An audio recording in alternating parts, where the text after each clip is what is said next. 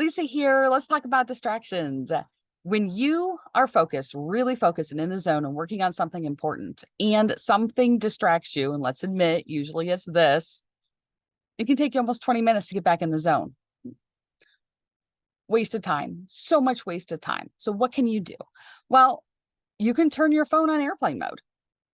That way, nothing gets through and you can really dig down and focus. However, sometimes that is a bit too much, meaning maybe you do need to be able to take phone calls or be alert if someone has to get a hold of you via text message or something like that. In which case, instead of turning your phone on airplane mode or turning it off and completely, go ahead and just silent all the notifications on the apps that typically distract your focus.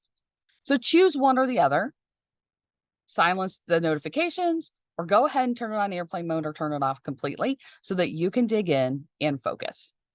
If you're wondering what other time thieves may be occurring in your life right now that are causing you to take a lot of time to get done the things that are most important to you, then I encourage you to click on the link below and schedule 20 minutes to see if one-on-one time management coaching is your next best step in order to work less and actually achieve more.